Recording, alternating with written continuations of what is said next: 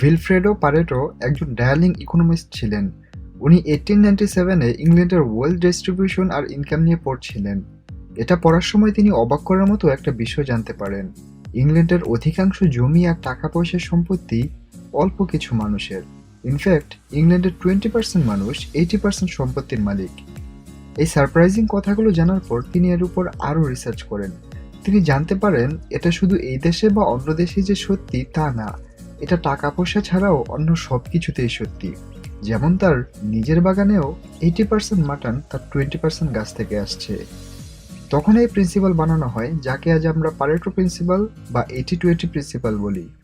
এটা scientifically apply হয় including business, studies, relationship, health etcetera. এই প্রিন্সিপাল বলে আপনার যে 80% রেজাল্ট আসে তা শুধুমাত্র আপনার 20% অ্যাকশনের জন্যই আসে। ইনফ্যাক্ট আমাদের নর্মাল চিন্তাভাবনার একদমই উল্টো। মানে আমরা ভাবি যে আমরা যত বেশি অ্যাকশন নিব তত বেশি রেজাল্ট পাবো, কিন্তু রিয়েলিটি হলো যে আমাদের একটু নেওয়া অ্যাকশনই বেশি রেজাল্ট দেয়। এই প্রিন্সিপাল আসার পরে লোকেরা বিভিন্ন জিনিসের উপর রিসার্চ করে, আর অলমোস্ট সব কিছুতেই এই প্রিন্সিপাল পায়। এক্সাম্পল, 20% ক্রিমিনাল 80% ক্রাইম করে, 20% ড্রাইভার 80% অ্যাক্সিডেন্ট করে, 20% বিবাহিত লোক 80% ডিভোর্স দেয়, 20% রোডে 80% ট্রাফিক হয়, 20% কাপড় আমরা 80% সময় পরি। এরকমই অনেক আছে যা চাইলে আমি কন্টিনিউ বলেই যেতে পারি। ঠিক আছে, আরও কিছু বলে দিই। জাস্ট 20% মদ খাওয়া লোক ওয়ার্ল্ড ওয়াইড 80% মদ খায়, 20% জমি 80% ফুড আর মিনারেল দেয়, 20% মেঘ থেকে 80% বৃষ্টি হয়, 20% অ্যাক্টর 80% পাবলিক অ্যাটেনশন পায়, 20% সায়েন্টিস্ট 80% জিনিস ডিসকভার করে, আর এখনকার মতো লাস্ট 80% বই যা বিক্রি হয় তা শুধুমাত্র 20% লেখকেরই হয়। এখন নাম্বার একটু কম বেশি হতে পারে, বাট প্রিন্সিপাল সব জায়গায় এটাই বলে যে কম জিনিস বেশি আউটপুট দেয়। 80-20 প্রিন্সিপাল আমাদের এটা শেখায় না যে আমাদের কাজ করার দরকার নেই বা এমন কিছু।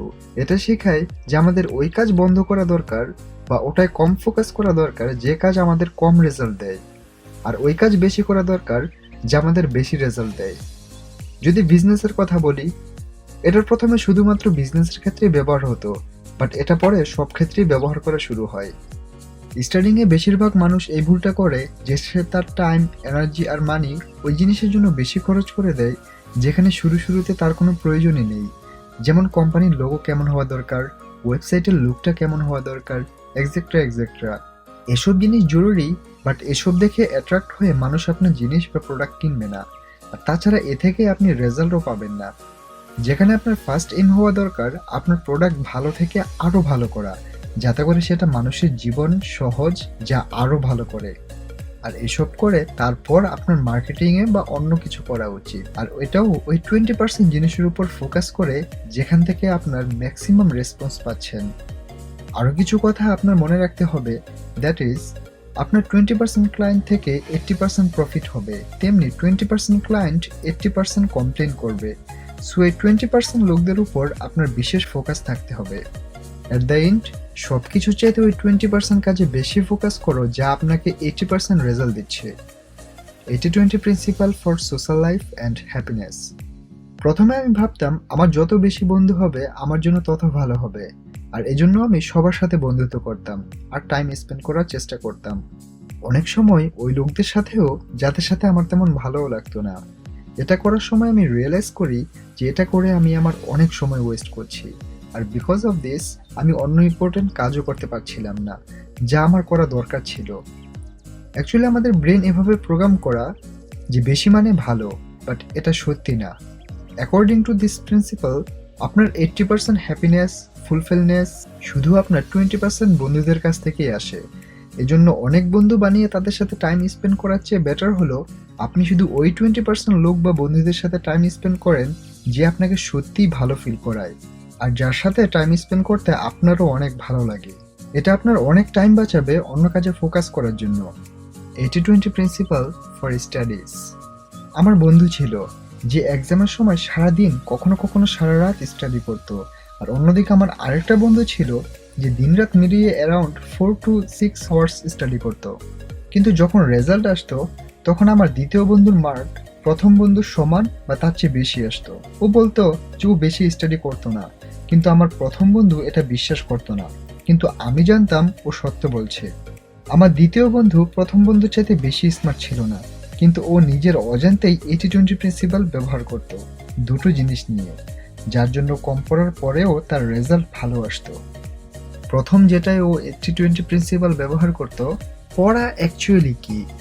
আমার প্রথম বন্ধু প্রতিবারই সব কোশ্চেন পড়ার চেষ্টা করত, যার কারণে সব পড়ার পরেও ওর একটা আনসারও ভালোভাবে মনে থাকতো না। যেখানে দ্বিতীয় বন্ধু প্রথমে কোশ্চেন পেপার থেকে ইম্পর্টেন্ট কোশ্চেনগুলো টিচারের কাছ থেকে জেনে নিত, দেন ওগুলো খুব ভালোভাবে মনে করে নিত আর তারপর অন্য কোশ্চেনে ফোকাস করত। দ্বিতীয় জিনিস যেটা সে 80-20 প্রিন্সিপাল ব্যবহার করত তা হলো পড়ার সময় নিয়ে। প্রথম বন্ধু দিনরাত পড়ার চেষ্টা করত, কিন্তু মানুষ এক সময় এক জিনিসে বেশিক্ষণ ফোকাস রাখতে পারে না। এজন্য পড়তে পড়তে ওর ফোকাস বারবার অন্যদিকে চলে যেত, যার কারণে অনেকটা সময় পড়া সত্ত্বেও ওর কোয়ালিটি স্টাডি হতো না। দ্বিতীয় বন্ধুটি জানতো যে ওর সকাল থেকে সন্ধ্যা পর্যন্ত এই সময়ের মধ্যেই পড়া হয়, এর পরে না।